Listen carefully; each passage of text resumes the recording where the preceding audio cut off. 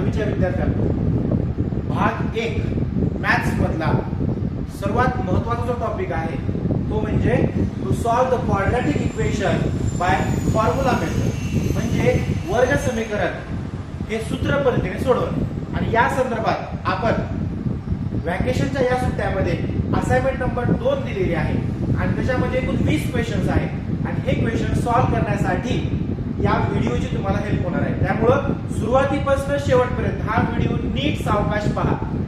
त्या असाइनमेंट मधल्या 20 क्वेश्चन पैकी पहिला क्वेश्चन मी तुम्हाला एक्झाम्पल म्हणून या ठिकाणी सॉल्व करून दाखवणार आहे. त्यामुळे तुम्ही सर्वांनी व्हिडिओ पूर्ण आणि व्यवस्थित पहा आणि पुढचे क्वेश्चन तुम्ही मनाने ट्राय करू शकता. सर्वप्रथम आपण बघू फॉर्म्युला मेथड. त्याच्या नावातच आहे सूत्र पद्धत, म्हणजे या ठिकाणी कुठलं तरी एक सूत्र असणार, ते सूत्र तुम्हाला लक्षात ठेवावं लागतं. आणि हे सूत्र कोणतं आहे तर -b plus minus under root b square minus 4ac divided by 2a. हे सूत्र नीट बघून घ्या, आहे अत्यंत महत्त्वाचं बोर्डाच्या हिशोबाने आहे आणि याच्या रिलेटेड 3 मार्काचा क्वेश्चन बोर्डामध्ये हमखास पडत असतो. सूत्र नीट पाहून घ्या. कोणतं आहे -b plus minus under root b square minus 4ac divided by 2a. आता प्रॅक्टिकल लाईफ मध्ये या सूत्राचा वापर करून आपण कशा पद्धतीनं एक्झाम्पल सॉल्व करू शकतो हे आपल्याला या ठिकाणी पाहायचं आहे. आणि जी व्हॅकेशन मध्ये जी असाइनमेंट दिलेली आहे असाइनमेंट नंबर 2, त्यामधलं पहिले एक्झाम्पल मी या ठिकाणी दिलेलं आहे. ते व्हॉट्सअप ग्रुप वरती मी सेंड केलेलं आहे, तुम्ही तिथून पाहू शकता. पहिले एक्झाम्पल आहे x square minus 5x plus 6 is equal to 0. मित्रांनो, पहिल्यांदा या ठिकाणी a b c च्या व्हॅल्यू आपण लिहून घेऊ.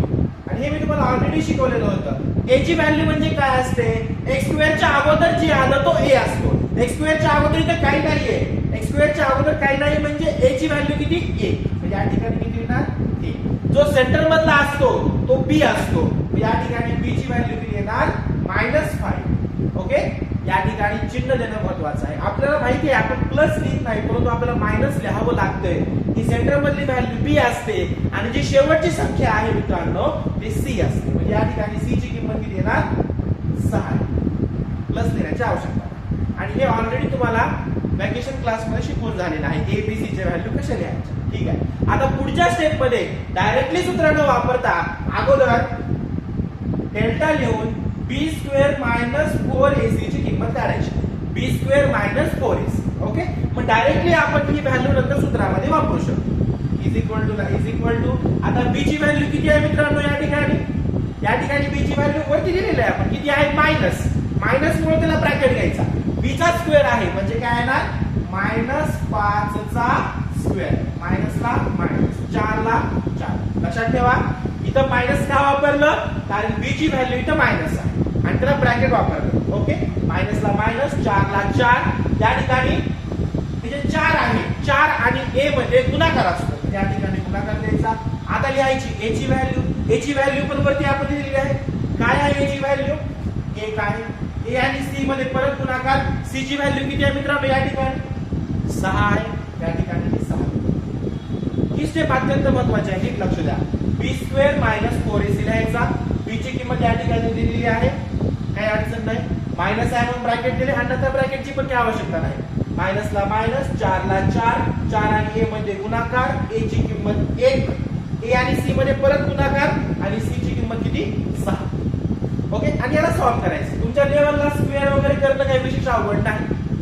आणि इथे महत्वाची इन्फॉर्मेशन मी तुम्हाला सांगतो, बेसिक नॉलेज. 5 चा स्क्वेअर किती येतो 25, हे आपल्याला माहिती आहे. इव्हन -5 चा सुद्धा 25 येतो, इथे 25 आहे. ठीक आहे, इथे मायनस आहे, मायनस यायचं आणि या 3 संख्यांचा गुणाकार करणं तुमच्या लेवलला काही विशेष अवघड नाही. 4 1 जा 4 आणि 4 6 जा 24, म्हणजे 4 गुणिले 1 गुणिले 6, या तिघांचा गुणाकार किती येतो मित्रांनो 24 येतो. वजाबाकी पण काय अवघड नाही. 25 मधून 24 गेले किती राहिले 1. या ठिकाणी पहिली स्टेप आपली फॉर्म्युला मेथडची झालेली आहे, म्हणजे b स्क्वेअर मायनस 4ac ची व्हॅल्यू या ठिकाणी किती आलेली आहे 1 आलेली आहे. ओके, नंतर जे मेन सूत्र आहे आपलं, जे मगाशी मी तुम्हाला लिहून दिलं हे वालं, ते सूत्र लिहायचं. ओके, इथे व्हेरिएबल x वापरलाय तर x लिहायचा. हे सूत्र तुम्हाला लक्षातच ठेवावं लागेल, अत्यंत महत्त्वाचं सूत्र आहे. हे पुढच्या 11वी 12वी लेवलच्या गणितामध्ये सुद्धा, फिजिक्स मॅथ्स मध्ये सूत्र सुद्धा तुम्हाला येणार आहे. त्यामुळे नीट लक्ष देऊन ह्याला ऐका.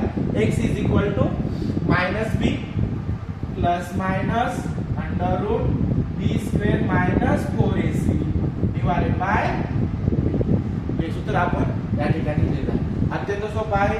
इज इक्वल टू हे मायनस आहे म्हणून इथं मायनस दिलं. आता मायनस दिल्यानंतर बी ची व्हॅल्यू लिहायची. काय आहे बी ची व्हॅल्यू?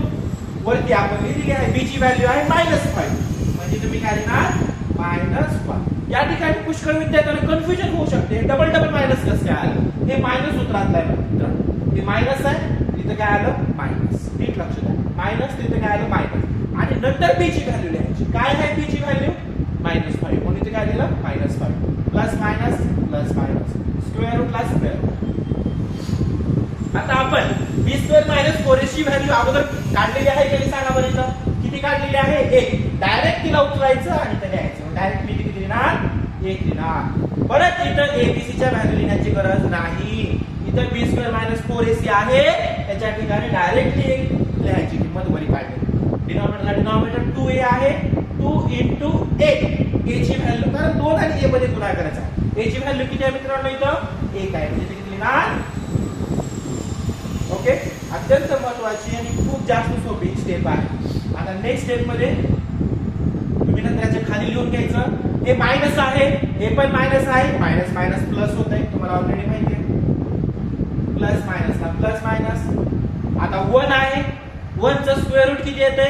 1च येते. वर्गमूळ किती येते? 1च येते, म्हणजे किती लिहिणार? 1च लिहिणार. खूप सोपं आहे, काहीच अडचण नाही. आणि 2 आणि 1 चा मल्टिप्लिकेशन, म्हणजे 2 आणि 1 चा गुणाकार, तो पण किती येणार? 2च.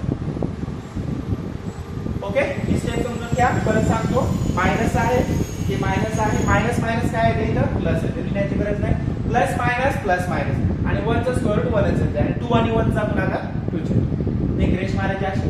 एकदा प्लस लिहायचं आणि एकदा मायनस लिहायचं. म्हणजे काय करणार? 5 प्लस 1 डिवाइडेड बाय 2. ओके. नीट लक्ष द्या. प्लस मायनस आहे, एकदा प्लस लिहायचं अलीकडं आणि पलीकडे एकदा मायनस लिहायचं. म्हणजे काय करणार? 5 मायनस 1 डिवाइडेड बाय. आता 5 आणि 1 ची बेरीज सोपं आहे. 5 plus 1 6 divided by 2. Okay. 5 plus 1 6 divided by 2, आणि बेट्रिक 6, म्हणजे जो उत्तर किती येणार? आणि 5 मायनस 1 किती येते मित्रांनो? 4 येते. 4 डिवाइडेड बाय 2, उत्तर किती येणार याचं? बेदोनी 4. ओके. अशा पद्धतीनं आपलं उत्तर आलेलं आहे 3 आणि 2. ओके. अत्यंत सोपी ही मेथड आहे. सूत्र पद्धत किंवा जिला आपण फॉर्म्युला मेथड असं म्हणतो. तुम्ही या एक्झाम्पलचा परत ट्राय करा. याच्यासारखे आणखी 19 एक्झाम्पल मी पीडीएफ मध्ये दिलेले आहेत, ते पण सॉल्व्ह करायचा प्रयत्न करा. जर काही अडचण असेल तर कमेंट मध्ये करा, किंवा तुम्ही ग्रुपवरती मेसेज करा तरी पण चालते. परंतु सर्व विद्यार्थ्यांनी हे 20 क्वेश्चन सॉल्व्ह करणं गरजेचं आहे. ओके. All the best.